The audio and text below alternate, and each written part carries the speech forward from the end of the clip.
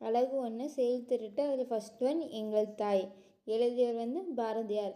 பாரதியார் பற்றிய குறிப்பு. பாரதியார் 1882ஆம் ஆண்டு டிசம்பர் திங்கள் 11ஆம் நாள் எட்டயபுரம் என்னும் சிற்றூரில் சின்னசாமி மற்றும் இலக்குமி அம்மையாருக்கு மகனாக பிறக்கிறாரு.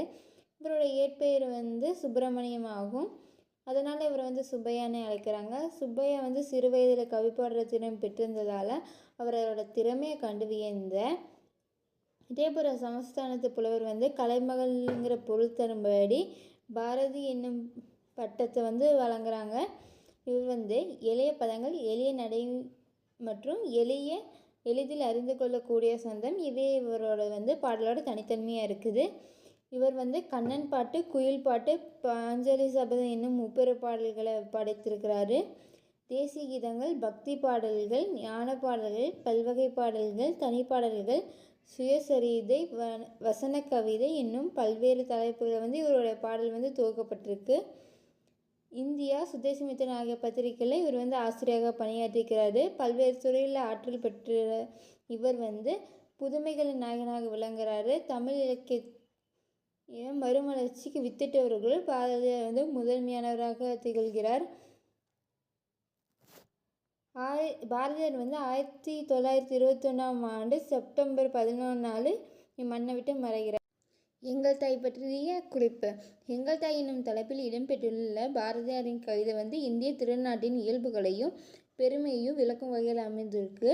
தாம் பிறந்த நாட்டை தாயாக உருவப்படுத்தி பாடுவது கவிஞர்களின் இயல்பு. பாரத நாட்டின் சிறப்பையும் உணர்த்தி தாய்நாட்டு பற்றியினை படிப்பவர்கள் முதலும் ஊட்டும் வகையில் பாரதியாரின் எங்கள் தாய் என்னும் பாடல் இப்பாடப்பகுதியில் இடம்பெற்றுள்ளது.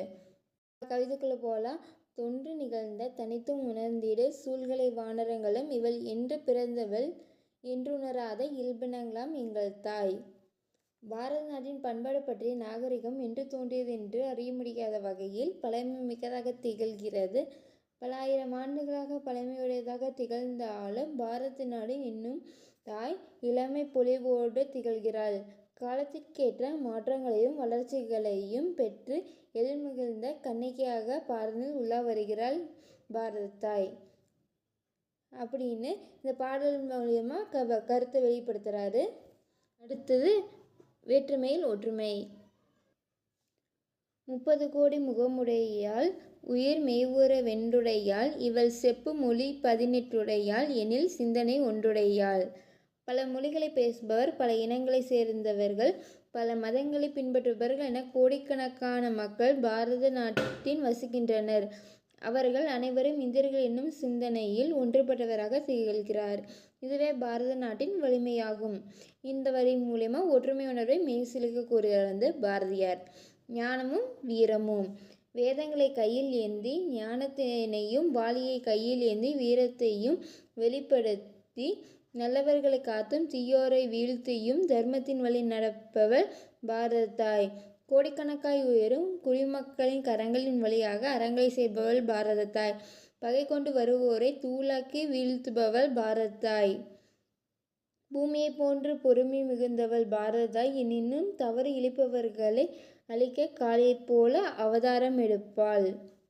சடைமுடியில் பிறைசூடிய ஆதிசிவனையும் சக்கரயுதம் கொண்ட 7 உலகத்தையும் ஆளும் திருமாலையும் வணங்குபவள் பாரத தாய்.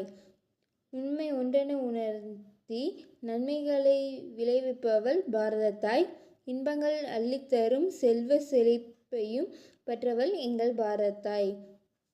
குடிமக்களின் நலம் போற்றும் மன்னர்களை வாழ்த்தி அவர்களுக்கு நல்லருள் புரிவாள் பாரத தாய். கொடுமை செய்கின்ற மன்னர்களை வீழ்த்தி ஆனந்த கூத்தாடி மகிழ்பவள் எங்கள் பாரத தாய் ஆவாள். இமயமலையின் மகள். வெண்பனி படர்ந்த இமயமலை தந்த மகளாக பாரத தாய் விளங்குகிறார். இமயத்தின் வலிமை குன்றினாலும் தன்னுடைய வலிமை குன்றாமல் என்றும் சிறப்பு பெற்று திகழ்பவள் எங்கள் பாரத தாய்.